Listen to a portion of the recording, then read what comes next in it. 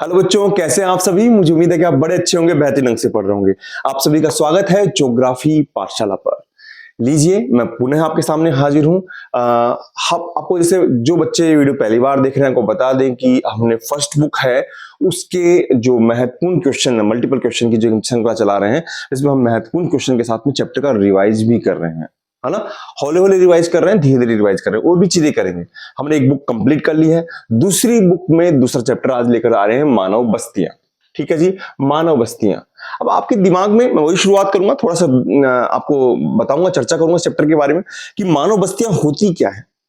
देखिए, सबसे पहले अगर मनुष्य की बात करें, आप थोड़ा सा दिमाग में रखें कि मनुष्य क्या था जब आदिम काल अवस्था में था, प्रकृति के पास था। आपने फर्स्ट चैप्टर में पढ़ा था, मूलभूत आवश्यकता के लिए प्रकृति पर निर्भर था। तब वो क्या करता है कि आखेट द्वारा, भोजन संग्रहण द्वारा अपने जीवन का यापन कर रहा है। लेकिन जब वो क्या करने लगता है, नदियों के किनारे वो देखता है कि कुछ ऐसी घास उग गई है जो पशुओं के लिए तो भोजन के रूप में काम आ रही है, और साथ में ऐसी कुछ घास है जो उसके लिए खाद्यान्न के रूप में काम आ रही है। तो वो सोचता है यहां पर मैं कृषि कर लेता हूं, तो वो कृषि करना शुरू कर देता है। भोजन संग्रहण पशुपालन है, उसके बाद में कृषि करना शुरू कर देता है। और उसके बाद में जब अपने पशुओं को सुरक्षित रखने के लिए, या फिर मैं बिल्कुल बेसिक चीज करा रहा हूं आपको, समझिएगा, पशुओं को सुरक्षित रखने के लिए या अपनी संपत्ति को सुरक्षित रखने के लिए जिस संरचना का निर्माण करता है उसे अधिवास कहते हैं। उसे क्या कहते हैं? अधिवास कहते हैं।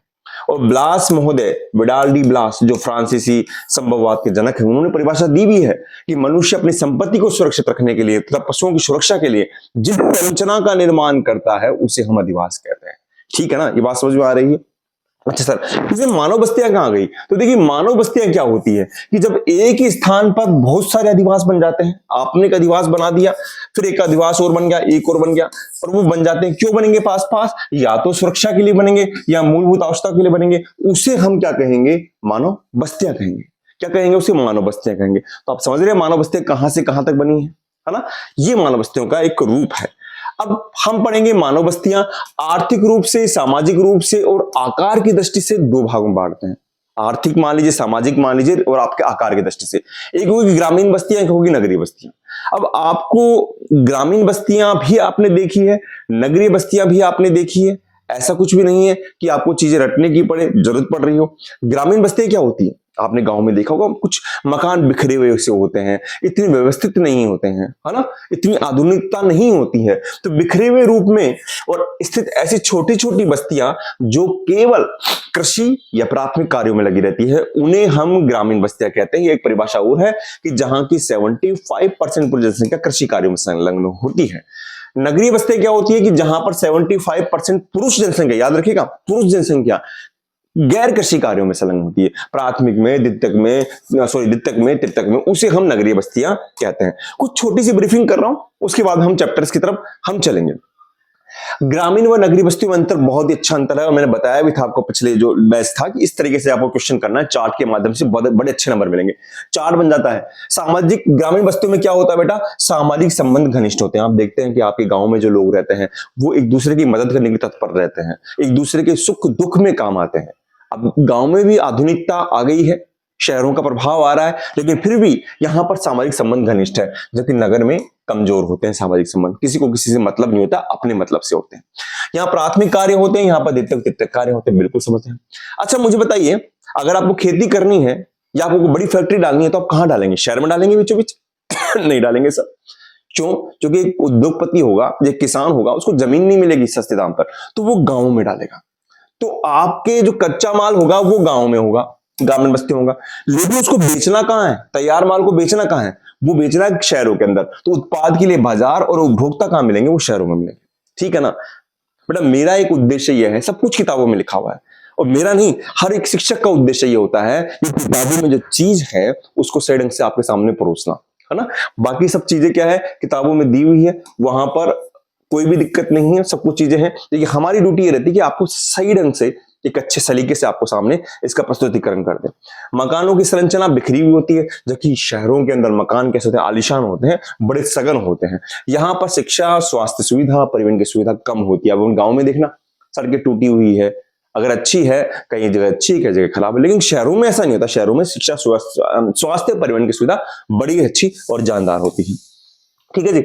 अच्छा, ये थोड़ा सा और देखते हैं, ग्रामीण बस्ती को प्रभावित करने वाले कारक। ये वही कारक है जो जनसंख्या, वितरण और घनत्व को प्रभावित करने वाले कारक थे। जिसमें भौगोलिक कारक था, जलवायु, मृदा, भू आकृति, है ना। यहां पर जहां अनुकूल होंगे वहां पर बस्तियां कैसे हो जाएगी, गुच्छित हो जाएगी, पास पास हो जाएगी।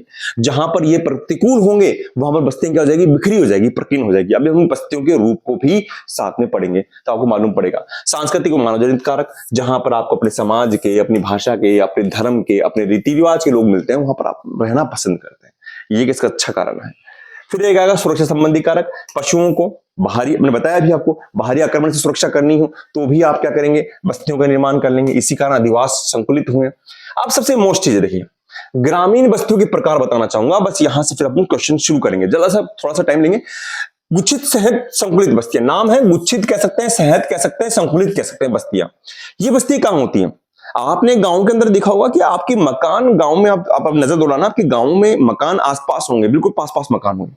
खेत मकान से दूर होंगे, चारागाह मकान से और अलग होंगे, जो चारागाह होते हैं जहां पर। तो यहां पर इन बस्तियों का बसाव क्षेत्र, चारागाह व कृषि क्षेत्र क्या होता है, अलग अलग होता है ना। तो इन बस्तियों को हम इनको संकुलित सहज बस्तियां कहते हैं, है ना। बड़ी सघन बस्तियां होती है और इनको बांटा गया है ज्यामितीय आकार पर। इनको ध्यान रखना, गुच्छित बस्तियों को बांटा गया, बाकी को नहीं बांटा है। रेखीय प्रतिरूप, जब सड़क, रेल, नहर के चारों ओर जब मकान बन जाते हैं तो इसे हम रेखीय प्रतिरूप कहते हैं। थोड़ा जल्दी करते हैं जिससे हम क्वेश्चन पे आए।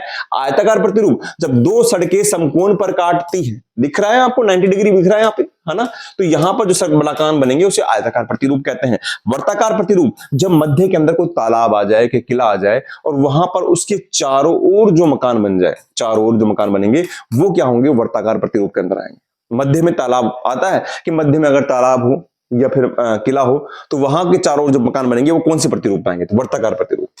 अगला आपके अरीय प्रतिरूप, यानी मध्य के अंदर कोई एक ऐसा ही क्षेत्र हो, संकुलित क्षेत्र हो, वर्ताकार क्षेत्र हो और फिर वहां से सड़कें जाएं चारों तरफ, एक सड़क, दो सड़क, तीन सड़क, अनियमित रूप से, जैसे साइकिल के पहिए होते हैं ना, और वहां पर अगर कोई मकान बन जाते हैं तो ये प्रतिरूप अरीय प्रतिरूप कहलाता है।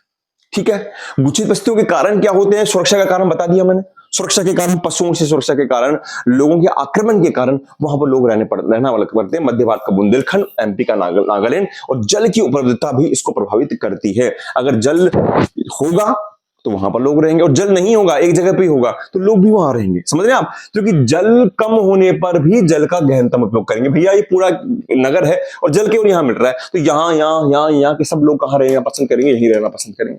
तो उसके कारण भी गुच्छित बस्तियां बन जाएगी। उदाहरण याद कर लीजिए आप, अर्धगुच्छित बस्तियां, ठीक है जी, और विखंडित बस्तियां, ये आपने करी। अब अर्धगुच्छित बस्तियां बड़ा ही अच्छा है, आपको समझिए, बस 2-3 क्वेश्चन करके हम क्वेश्चन पे आते हैं। अर्धगुच्छित बस्तियां क्या होती है बेटा, ये बस्तियां क्या होती है, 2 तरीके से बनती है। या तो गुच्छित बस्तियां जो थी वो टूट जाए किसी भी कारण से, कोई आर्थिक कारण, सामाजिक कारण, टूट कर वहां पर चल रहे हैं, परिवार के लोग चल जाते हैं कहीं पर, एक साथ चल जाते हैं, तो गुच्छित बस्तियां बन जाएगी। या फिर शुरुआत में ही कोई ऐसी बस्ती बन गई जो अलग बनी हो और बाद में भविष्य में वो क्या बन जाएगी, गुच्छित बस्तियां बन जाएगी। तो 2 लाइन है, माफ कीजिएगा। ये बस्तियां गुच्छित बस्तियों के टूटने से बनती हैं, और दूसरा अर्धगुच्छित बस्तियां गुच्छित बस्तियों के भविष्य का निर्धारण करती है कि बाद में ये अर्धगुच्छित बस्तियां ही क्या बन जाएगी, गुच्छित बस्तियां बन जाएगी। बड़े विस्तार से आप उसमें देख सकते हैं। पल्ली, नगला, ढानी, नाम से सुस्पष्ट है। पल्ली, नगरा, ढानी क्या होगा, देखिए ये क्या होती है, गांव में होती है। ये भौतिक कारण, सामाजिक कारण से, जैसे आप देखोगे गांव में कुमाऊंतों की ढानी, मीणों की ढानी, है ना, जाति आधार पे होती है। तो ये भौतिक कारण, सामाजिक कारण के स्थान पर यहाँ पर इन बस्तियां टूट जाती हैं, जिनको हम पगली, नल्ला, नगला और ढानी कहते हैं। क्षेत्र गंगा का मैदान है, राजस्थान, छत्तीसगढ़, हिमाचल की निचली घाटियां हैं। आगे एकाकी, ये बड़ा मोस्ट है। एकाकी प्रक्षिप्त बस्तियां, नाम से स्पष्ट है, एकाकी अलग से, तो यानी कहां मिलेगी ये, एकाकी सुदूर जंगलों में मिलेगी, पहाड़ों की ढालों पे मिलेगी, खेतों के चारागाह में मिलेगी। ये कैसे मिलेगी, आपने देखा होगा, आपका परिवार रह रहा है तो आपके चाचा है, कोई भी है परिवार में, कहते हैं भाई मैं तो खेतों में रहूंगा, परिवार को लेकर एक मकान बना लेते हैं, दूर से एक मकान दिखता है चारों तरफ से, तो वही क्या होता है, एकाकी बस्ती होती है, लोगों को खेतों में जाकर बसाव से। उदाहरण बड़ा मोस्ट याद कर लीजिएगा, मेघालय है, उत्तराखंड है, हिमाचल प्रदेश है, केरल है, ये बड़ा मोस्ट उदाहरण है। यहां पर आपको एकाकी प्रक्षिप्त बस्तियां मिलेगी, राजस्थान में नहीं मिलेगी, है ना। अब ये नगरीय बस्तियां हैं, ठीक है जी। अब हम क्वेश्चन शुरू करते हैं। आपको ग्रामीण बस्तियों के बारे में बता चुका हूं, हम अब बात क्वेश्चन शुरू करें, उसके बाद में बात है। पहला क्वेश्चन कौन सा आया? नगर में आता है ना, बस्तियों में नहीं आया, नगरों में आता है। तो पहला क्वेश्चन आपके लिए मैं शुरू कर देता हूं यहां से। आप देखिए, पहला क्वेश्चन क्या है कि मेघानगर की जनसंख्या कितनी होती है? मेघानगर की जनसंख्या कितनी होती है? ठीक है जी। अब आपको मालूम होना चाहिए सर नगर क्या होता है। आपने ग्रामीण बस्तियां तो बता दी, नगर क्या होता है? नगर मैंने बताया था आपको कि वे नगर जो वहां पर जनसंख्या 75 जनसंख्या कृषि कार्यों में नहीं, गैर कृषि कार्यों में संलग्न होती है, ये बताया था। और 1991 की जनगणना के अनुसार ये भी ध्यान रखना है कि नगर की परिभाषा क्या बताइए। उन्होंने कहा है कि जहां पर 400 व्यक्ति प्रति वर्ग किलोमीटर क्या होगा आपका जनसंख्या घनत्व होगा, वो नगर होगा। जहां पर 5000 लोग से अधिक होंगे लोग, वो नगर होगा। और जिसमें क्षेत्र में नगर निगम नगर पालिका सैनिक छावनी होगी, वो नगर होगा। और 75% जनसंख्या गैर कृषि कार्यों में संलग्न होनी चाहिए। ये चारों चीजें होनी चाहिए, एक चीज से काम नहीं चलेगा जी। अब भारत में नगरों का विकास है, ये हम देख रहे हैं। तो भारत में नगरों का विकास देखिए आप कि भारत में नगरों का विकास, एक बार हम नगर के बारे में पढ़ लें थोड़ा सा। प्रागैतिहासिक काल में हुआ है। सिंधु घाटी सभ्यता आप सुन लीजिए, वैसे तो मेसोपोटामिया सभ्यता है, लेकिन भारत में सिंधु घाटी, नदियों के किनारे पर मोहनजोदड़ो है, हड़प्पा है, ठीक है, इन नगरों का विकास हुआ है। बाद में यूरोपीय आक्रमणकारी आए, अंग्रेज आए तो नगरों का विकास हुआ है, मुगल आए तो नगरों का विकास हुआ है। नगरों का विकास बदलता रहा है। नगरों के इसी विकास को हमने बांटा है प्राचीन नगर। ये धार्मिक और सांस्कृतिक नगर है पहले के टाइम के, जैसे पाटलिपुत्र बन गया आपके पास में, है ना, प्रयागराज बन गया, वाराणसी बन गया, ये पुराने प्राचीन नगरों में आते हैं। ठीक है, वाराणसी भी लिख सकते हैं यहाँ पे अपन, वाराणसी भी लिख सकते हैं, प्राचीन नगर है। ठीक है जी। अगला मध्यकालीन नगर, ये बनते रजवाड़ों के द्वारा, राजपूतों के द्वारा, मुगलों के द्वारा राज्य के मुख्यालयों के रूप में। नई दिल्ली है, आगरा, जयपुर, लखनऊ, बिल्कुल चीजों को अलग करके याद करना। और आधुनिक नगर कब है बेटा? आधुनिक नगर है कि जब भारत के अंदर यूरोपीय आए, और यूरोपीय कहां से आए? समुद्र मार्ग से आए। और कहां पर आए थे? पश्चिमी तट पर आए थे, ध्यान रखना। तो पश्चिमी तट पर उन्होंने व्यापारिक कोठियां बनाई थी, आपको पता है। और वो व्यापारिक कोठियां ही क्या कहलाती है? नगर कहलाती है। तो अंग्रेजों व यूरोपियों के आगमन के समय तटीय प्रदेशों में व्यापारिक नगरों का विकास हुआ। गोवा है, पांडिचेरी है, सूरत, दमन है, जो इधर हुआ है सारा, वो सब नगर में आते हैं। दूसरा कारण क्या था? आर्थिक केंद्र बना दिया उन्होंने, जैसे दिल्ली, मुंबई, चेन्नई, कोलकाता, ये सब क्या है? ये नगरों के विकास में है। जैसे कोलकाता तो भारत की राजधानी रहा है दिल्ली से पहले। पर्वतीय नगर प्रशासनिक केंद्रों के रूप में ग्रीष्मकालीन या विश्रामकालीन, जैसे मान लीजिए कोई लोग राजस्थान में रहते थे अंग्रेज, तो वो सोचते थे कि हम माउंट आबू में अपनी राजधानी बना दे, सर्दी वहां पर ठंड पड़ती है, इस कारण वहां बना दे। तो ये सब क्या है? आपके आधुनिक नगर के उदाहरण है। अब देखिए, आप नगरों के बारे में समझ गए सब सीधा कि नगर क्या होते हैं, नगरों का विकास क्या होगा। अब मैं सीधा क्वेश्चन पे आता हूं। भारत में नगरों का सामान्य वर्गीकरण क्या माना गया है? जो 1 लाख से अधिक जनसंख्या क्या है ना, उनको नगर कहा गया है। 10 लाख से 50 लाख तक जो जनसंख्या है, 10 लाख से, उनको महानगर कहा गया है, जो 53 है। 2011 की जनगणना में 53 है, संख्या भी याद करनी है। और 50 लाख से अधिक जनसंख्या वाले नगर को मेघानगर कहा गया है, 6 है। ठीक है ना। अब हम देखते हैं दिल्ली, मुंबई, कोलकाता, चेन्नई, हैदराबाद, ये हमारे मेगा नगर है। अब हमारे क्वेश्चंस पे आते हैं हम। क्वेश्चन क्या है? मेगा नगर की जनसंख्या कितनी होती है? मेगा नगर का, अब देखिए 1 लाख से कम जनसंख्या होते हैं मेगा नगर, 10 लाख से 50 लाख जनसंख्या है, 50 लाख से अधिक जनसंख्या है, 1 लाख से 10 लाख जनसंख्या। आपका समय शुरू होता है अब। अभी अभी आपने देखा था, इसका आंसर आप बता दीजिए कि क्या इसका आंसर होगा। 1 लाख से अधिक होते हैं, वो होते हैं आपके नगर। आपके 10 लाख से आपके 50 लाख तक होते हैं आपके महानगर, ये हमने देखा है। और आपके 50 लाख से अधिक जनसंख्या आपने कर लिया होगा, ये होता है आपका मेघानगर। क्या होता है? मेघानगर। महानगर कितने हैं? 53 है, ये भी आपने देखा। और मेघानगर क्या है? 6 हैं। दिल्ली, मुंबई, चेन्नई, कोलकाता, है ना, हैदराबाद, ये आपने देख लिया, बेंगलोर। ओके जी। सेकंड क्वेश्चन, ग्रामीण बस्ती का प्रकार। अब हमारे क्वेश्चन बिल्कुल आराम से होंगे। बताइए आप, आपका समय शुरू होता है अब। गुच्छित बस्तियां, अर्धगुच्छित बस्तियां, पल्लीकृत बस्तियां, या उपरोक्त सभी आपने पढ़ चुके हैं बेटा। आपका बिल्कुल, आपका इसका आंसर होगा सर उपरोक्त सभी। गुच्छित बस्तियां बता दिया आपने, जहां पर निवास स्थान सब अलग अलग होते हैं, आपने इसके बारे में बता दिया। अर्धगुच्छित बस्तियां देख चुके हैं आप। यहां पर ये गुच्छित बस्तियों के भविष्य का निर्धारण करती है, गुच्छित बस्तियों के टूटने से बनती है ना। और पल्लीकृत बस्तियां क्या होती है? जो आपके लिए क्या होती है? नगला होती है, पल्ली होती है, ढानी, जातिगत या धार्मिक आधार पर जो बस्तियां बनती हैं, उन्हें हम पल्लीकृत बस्तियां कहते हैं। नेक्स्ट क्वेश्चन, भारत की कितनी प्रतिशत जनसंख्या गांवों में निवास करती है? ये बड़ा अच्छा क्वेश्चन है, आप बताइए। 31.2, 68.8, 74.2, 86.8, कितनी प्रतिशत जनसंख्या गांवों में निवास करती है ना। क्वेश्चन का ध्यान रखना है आपको। अब मुझे पता है आपका आंसर आ गया होगा, आप बताइए।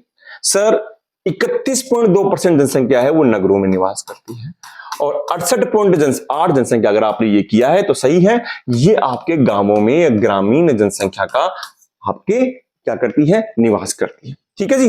अगला क्वेश्चन लीजिए। भारत के खनन नगर के रूप में विकसित नगर नहीं है, खनन नगर के रूप में विकसित नहीं है। अब यहां पर आपको नगरों का प्रकार पढ़ना पड़ेगा, तो लीजिए आप यहां पर आ जाइए। नगरों का प्रकार हम पढ़ते हैं, यहां पर देखिए।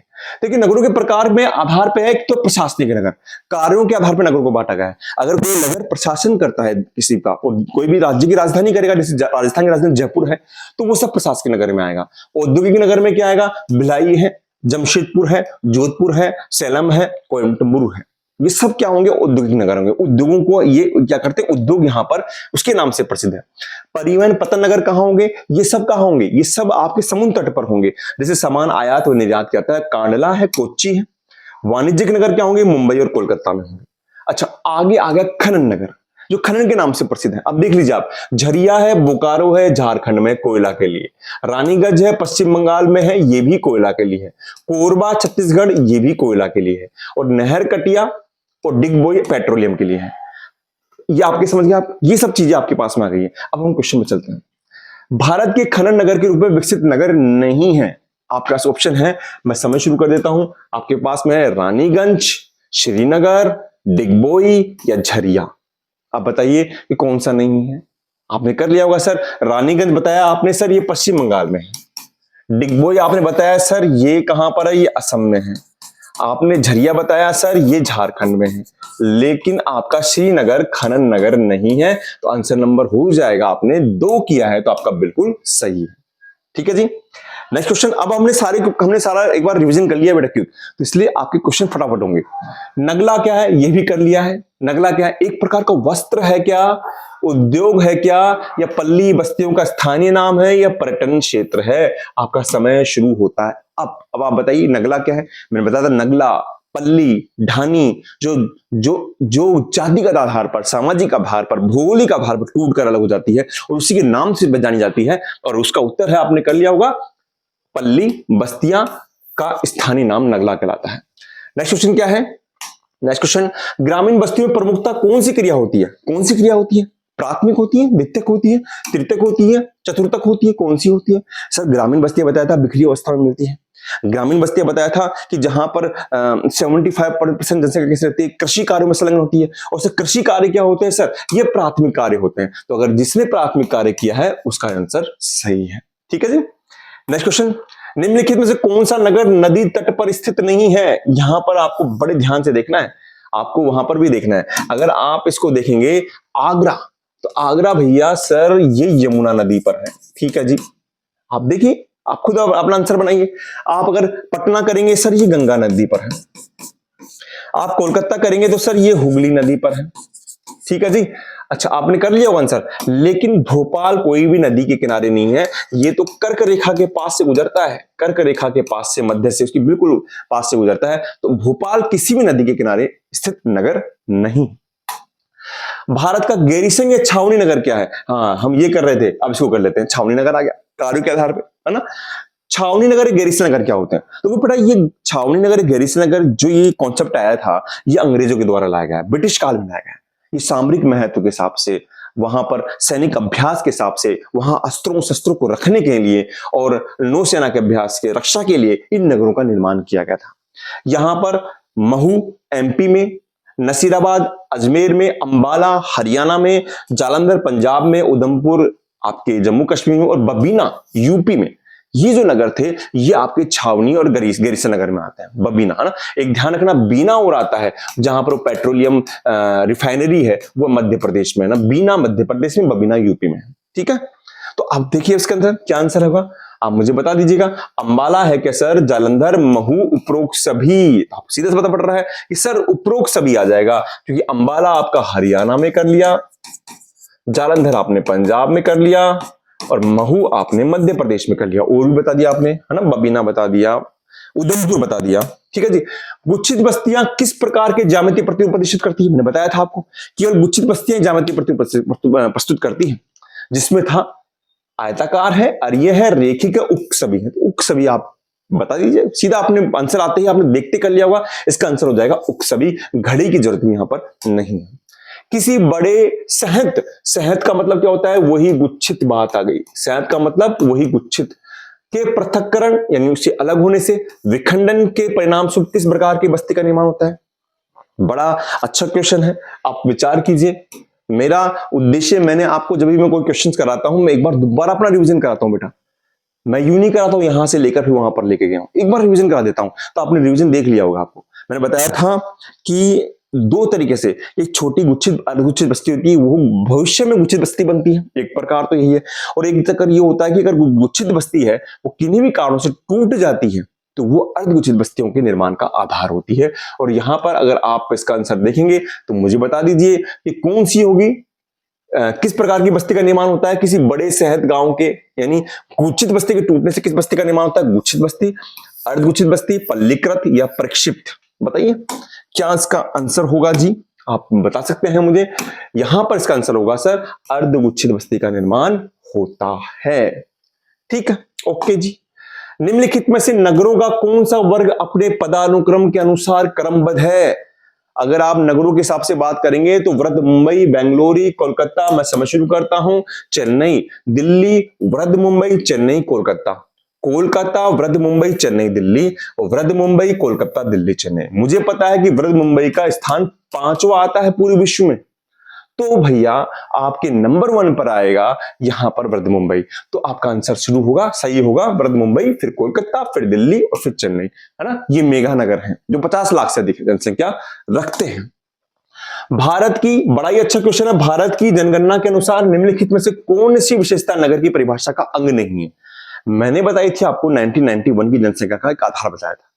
अब आपको पता होगा, पहले मैं पढ़ लेता हूं, आपका समय भी शुरू कर देता हूं। आप देख लीजिए, जनसंख्या घनत्व तो 400 व्यक्ति प्रति वर्ग किलोमीटर होना चाहिए, नगर पालिका नगर निगम होनी चाहिए, 75% जनसंख्या प्राथमिक कार्यों में संलग्न होनी चाहिए और जनसंख्या का आकार 5000 व्यक्तियों से अधिक होना चाहिए। इनमें से कौन सा नहीं है, इनमें से कौन सा नहीं है। आप देखेंगे कि सर इनमें से ये नहीं है, ठीक है, तो ये इसका आंसर हो जाएगा, क्योंकि नगरों में जनसंख्या प्राथमिक में नहीं सर, द्वितीयक या तृतीयक कार्यों में संलग्न होनी चाहिए। नेक्स्ट क्वेश्चन, भारत की जनगणना नगरों को कितने वर्गों में वर्गीकृत किया गया। यहां पर हम देखते हैं वापस पुनः, देखिए बड़ा ही अच्छा क्वेश्चन है और मैंने कराया भी। ये देखिए यहां पर जनसंख्या के आधार पर नगरों का वर्गीकरण देखिए 6 वर्ग देख लीजिए आप, 1 2 प्रथम वर्ग, द्वितीय वर्ग, तृतीय वर्ग, चतुर्थ वर्ग, पंचम और षष्ठम। सबसे शुरू हो रहा है 5000 जनसंख्या, जो मैंने बताया था 5000 से 9999 तक होते हैं द्वितीय पंचम वर्ग, 10,000 से 19,999 होते चतुर्थ वर्ग, 20,000 से 49,999 होते तृतीय वर्ग, 50,000 से 99,999 आते हैं द्वितीय वर्ग और प्रथम वर्ग में आते हैं 1 लाख से अधिक। सबसे ज्यादा जो नगर है ना बेटा, वो है आपके पंचम वर्ग में, 1749 शहर है सर्वाधिक। अब यहां का खेल देखिए आप, मैंने कहा 1 लाख से अधिक सारे किस में आते हैं, प्रथम वर्ग में आते हैं। अब 1 लाख में क्या आएंगे आपके पास में, कुल शहर है 468, कुल शहर कितने 468, जिसमें नगरीय जनसंख्या 60% निवास करती है, यहाँ की पूरी यहाँ करती।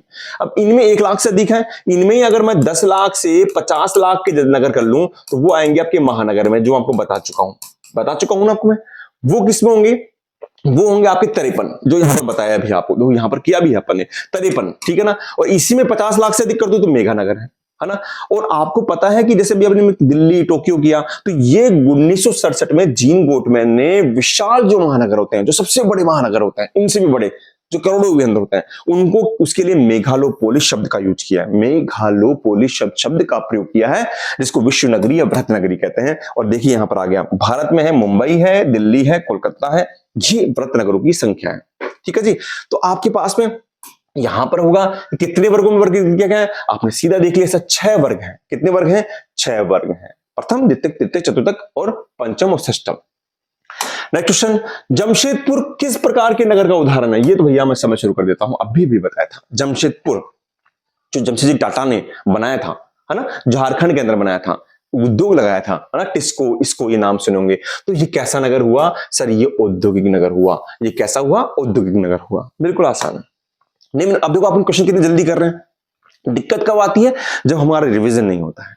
निम्न में से किस राज्य में मुख्यतः परिक्षिप्त बस्तियां पाई जाती है। मैंने कराया था, एकाकी सुदूर जंगलों के अंदर कराया था, आपका ये कराया था कि ये पहाड़ी क्षेत्रों में पाई जाती है, लोग लोग अपने गांव को तोड़कर टूटकर अलग जगह बसाव कर लेते हैं, तो वहां पर खेतों चारों गांव पाई जाती है। और उदाहरण केरल, हिमाचल प्रदेश, मेघालय, उपरोक्त सभी। तो आपने कर लिया होगा सीधा कि सर ये तीनों ही आएंगे, केरल भी आएगा, हिमाचल प्रदेश भी आएगा और मेघालय भी आएगा, साथ में नागालैंड भी जुड़ जाएगा इसमें।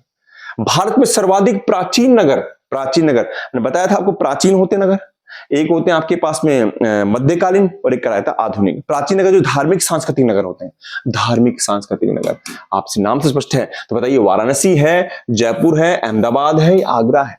धार्मिक सांस्कृतिक नगर सबसे प्राचीन नगरों में कौन आएगा? सबसे प्राचीन नगरों में आप देखेंगे कि सर अगर आगरा की बात करें, है ना, ये सब बात करें, जयपुर अहमदाबाद की बात करें, तो ये मध्यकालीन नगर है, ये रजवाड़ों ने बसाए थे। जबकि वाराणसी क्या है? ये प्राचीन नगर। अगर आपने ये किया है तो बिल्कुल सही किया है जी।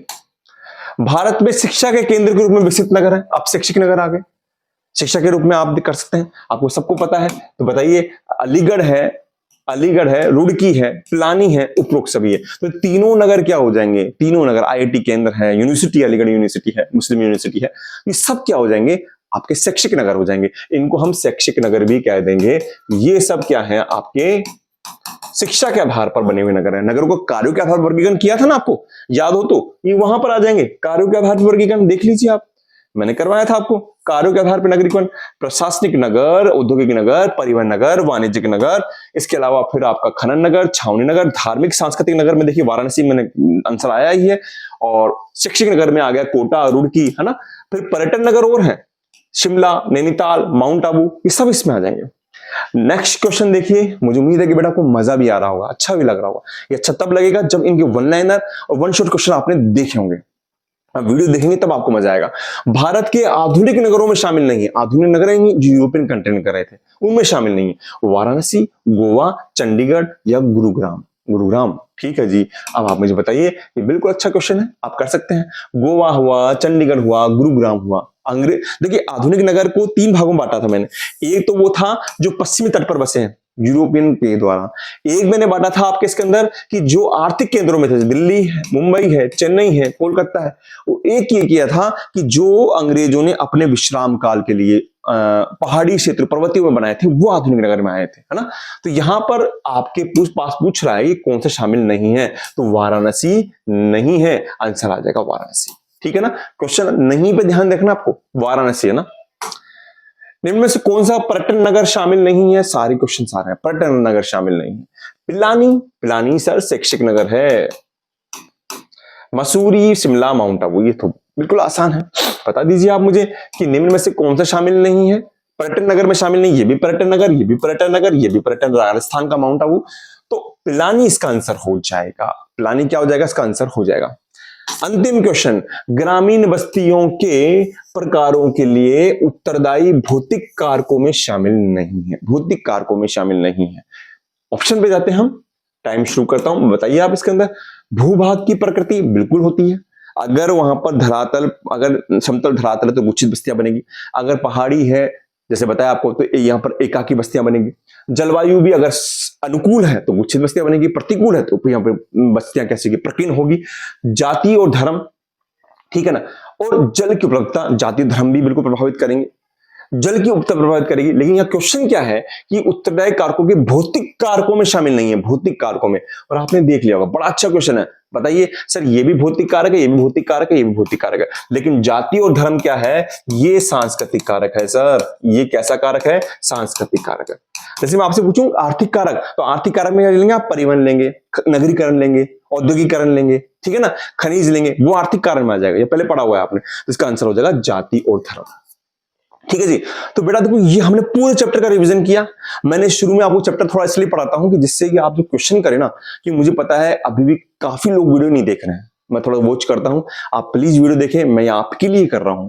और आप देखें, कमेंट बॉक्स में बताएं मुझे, कुछ गलतियां हैं तो वो बताएं। आप अपना जो अपना स्कोर है वो शेयर करें, अच्छा लगेगा मुझे भी, और मुझे भी आगे काम करने की प्रेरणा मिलेगी। लगभग सब कुछ करा दिया है। हाँ, एक चीज छूट गई है, वो हम देखते हैं। एक टॉपिक छूटा है शायद वो क्वेश्चन के हिसाब से, वो हम देखते हैं। यहां पर यहाँ smart city mission. Smart city mission क्या है? देखिए, ये 25 जून 2015 को शुरू की गई योजना है। इसमें नरेंद्र मोदी प्रधानमंत्री जी ने 100 नगरों को चुना, और उनका यह था कि 100 नगरों को हम चुनेंगे और वहां पर हम शहरी विकास कार्यक्रम को अपनाएंगे। चुनेंगे क्यों, उद्देश्य क्या था कि शहरों में उसमें वैसा विकास करना है जिसमें नगरों को नागरिकों को आधारभूत सुविधा मिले, शिक्षा की मिले, स्वास्थ्य की मिले, रोजगार की मिले, कोई सबसे अच्छी स्वच्छता वहां पर ज्यादा होगी। और बनाने का उद्देश्य था कि ये ऐसे नगर ऐसे मॉडर्न शहरों के रूप में विकसित हों कि बाकी जो नगर हैं उनका अनुकरण करें, उनसे सीखें, यानी इनको लाइट हाउस। इसका एक उद्देश्य यह भी है कि ऐसे मॉडल शहरों को तैयार करना जो अन्य के लिए लाइट हाउस का काम करे। 25 जून 2015 को शुरू की गई थी। राजस्थान में 4 थे, काजू, KAJU, K for Kota, A for Ajmer, J for Jaipur और U फॉर उदयपुर। ये हमारा चैप्टर हो गया। तो मुझे उम्मीद है कि आपको ये प्रयास अच्छा लगा होगा, पसंद आया होगा। बेटा आप प्लीज आप यूं पढ़ते रहिए, जल्दी हम इस बुक को भी कर देंगे और फिर बाद में ढेर सारी चीजें लेकर आएंगे। लेकिन आप जितना इस वीडियो को देखेंगे, जितनी आप कोई शिकायत है, कोई बात है, कुछ सुझाव है, तो प्लीज आप मुझे बताइए, मैं उस पर फॉलो करने की पूरी कोशिश करूंगा। और मिलता हूं आपके साथ में नेक्स्ट क्लास में। आप यूं ही पढ़ते रहिए और आगे बढ़ते रहिए। अपना ध्यान रखिए। थैंक यू बेटा।